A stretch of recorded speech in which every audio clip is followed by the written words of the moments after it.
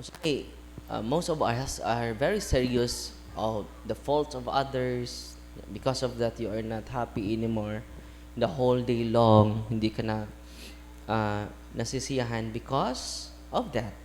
No, don't highlight the negative, small negative things with one another.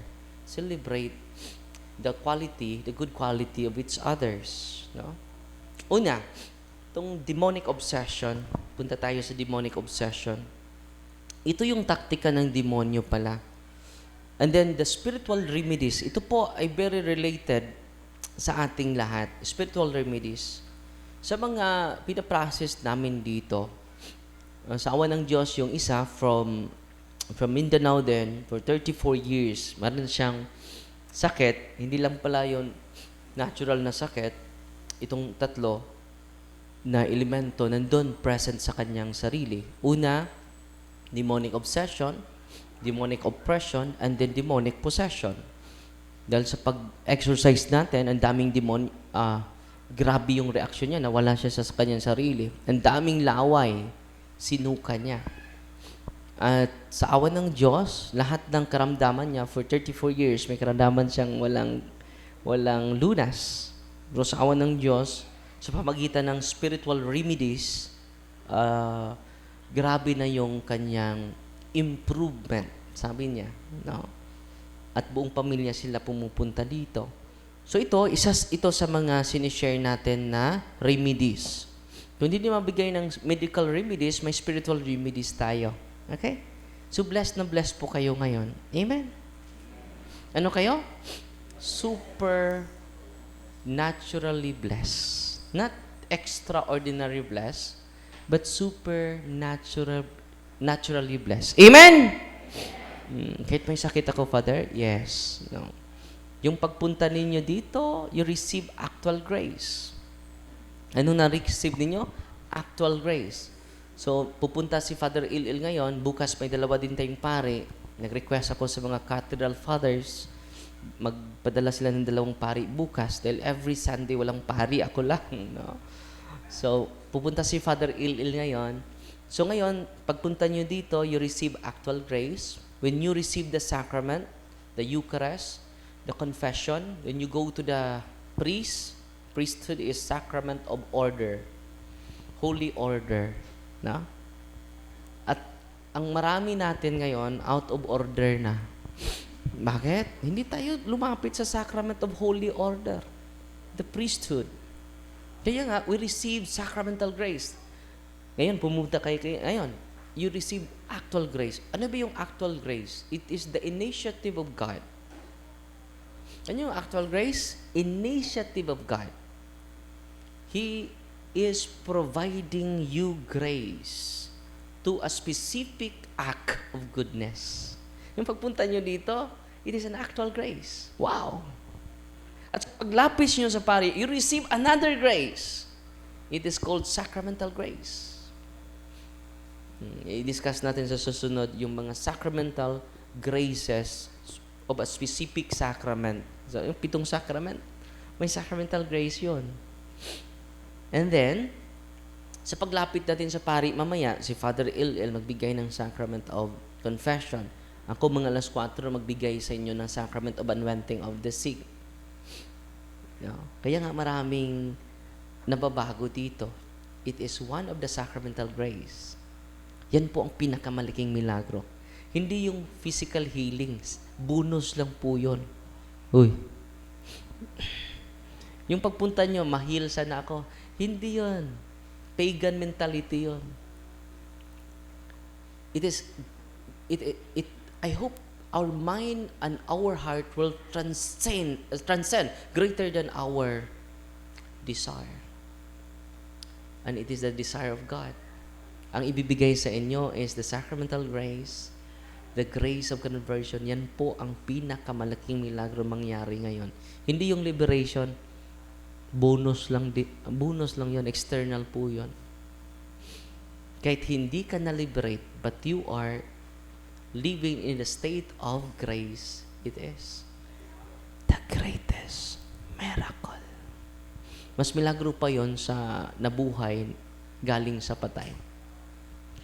Amen? At sana po, yun po ang matarget natin sa pagpunta natin dito. Kahit hindi ka na-heal, but you are totally transformed by the grace of God.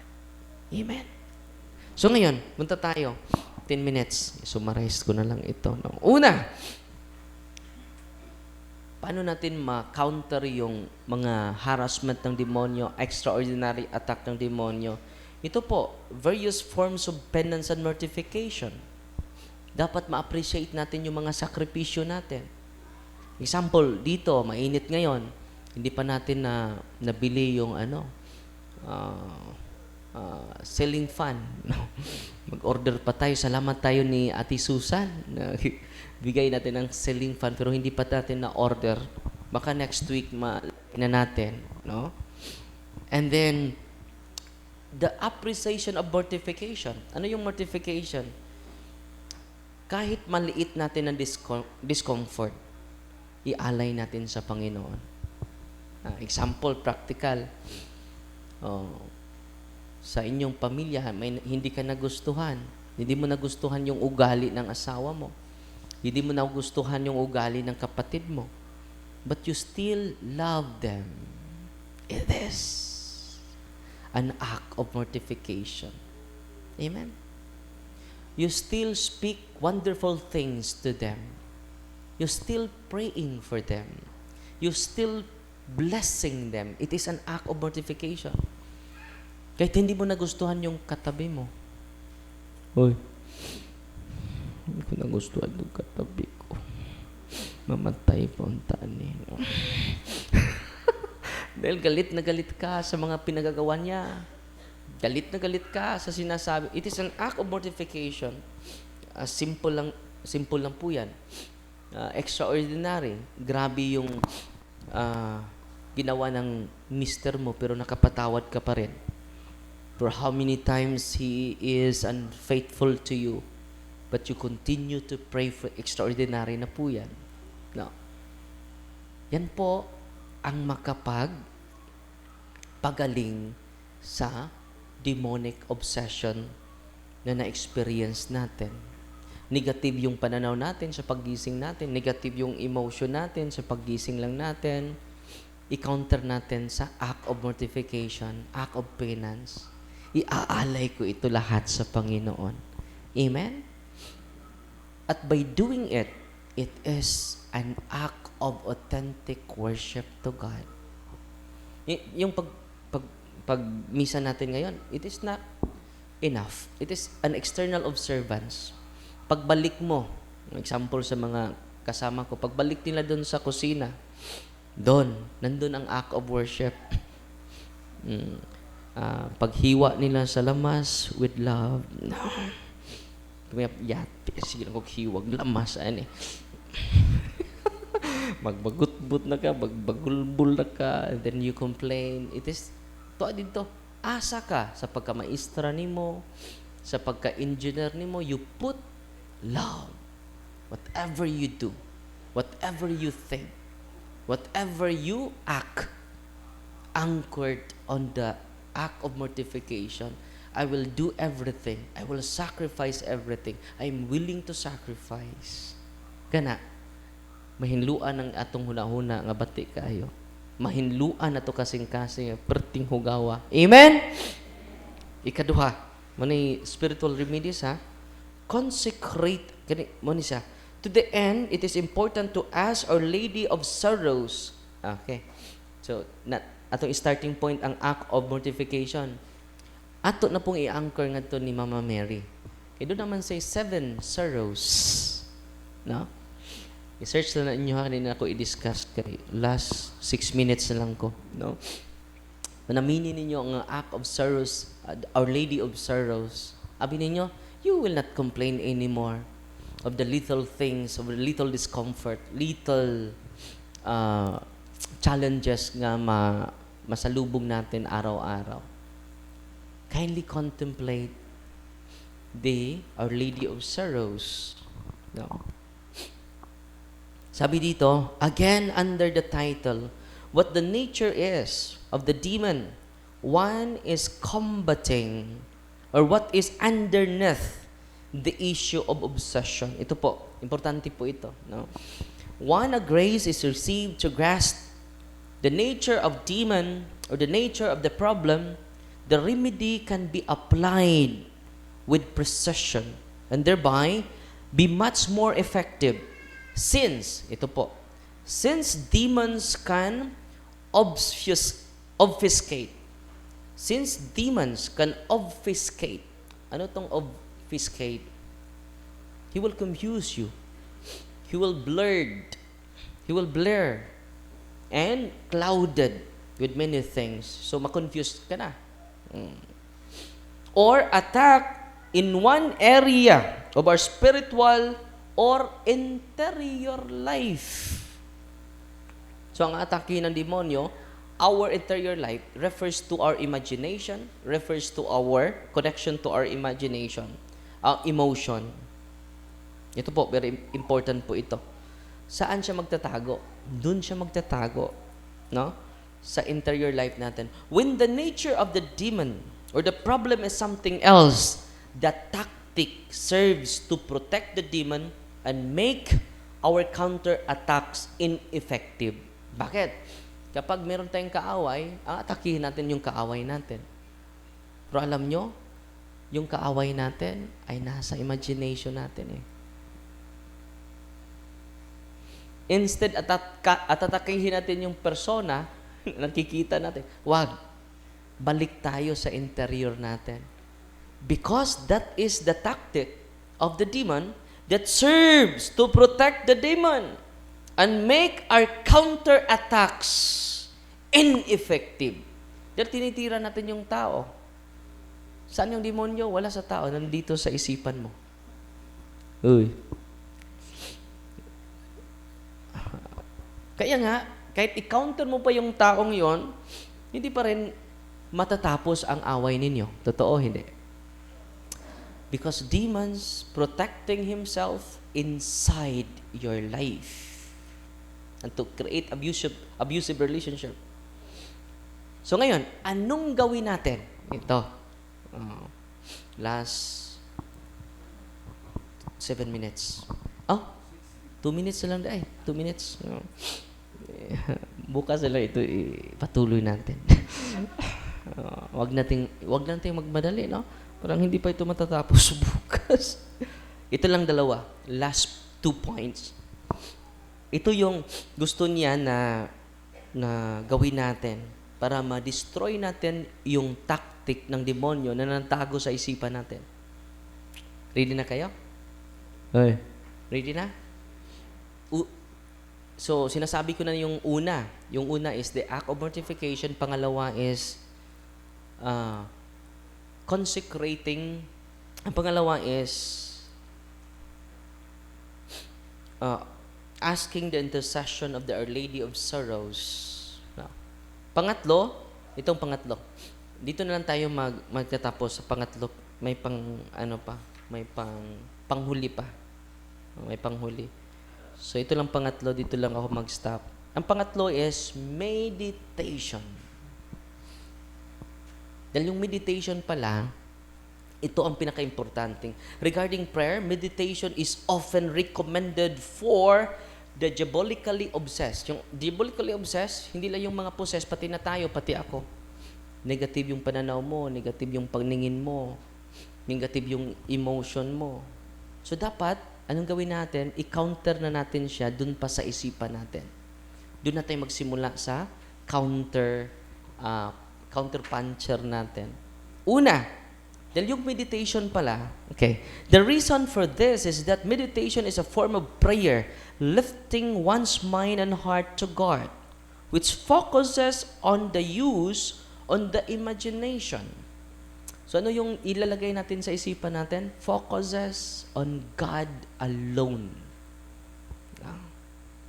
Yung kabutihan ng Diyos, yung salita ng Diyos, yung turo ng Diyos. Lifting one's mind and heart to God, which focuses on the use of imagination, since emotion are moved by what is in the imagination and will have a calming effect on the emotion. However, diabolic obsession at its core is a strong besieging of imagination and emotion. Doon siya nag-aatake sa atin, sa ating imagination. Yung katabi mo, gilibak ka ana. Yung katabi mo, gidaot ka ana. Yung sa harapan mo, wanay ayo, mamaylo na, di mo bayad.